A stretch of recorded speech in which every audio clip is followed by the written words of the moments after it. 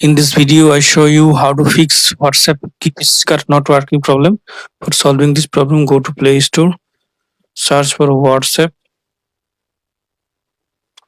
update your WhatsApp if available any update version. Now go to settings. Now search for private DNS.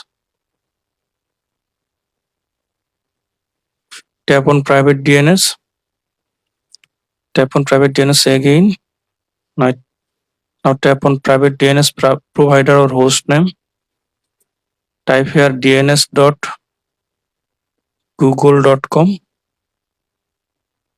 and tap on save. Then go to apps. Then go to see all apps. Now search for WhatsApp. Tap on WhatsApp. Tap on force stop.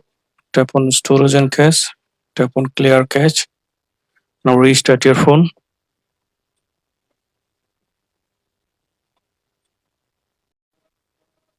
Now open WhatsApp.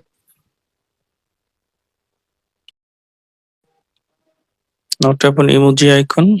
Now you can see that WhatsApp sticker, WhatsApp GIF working.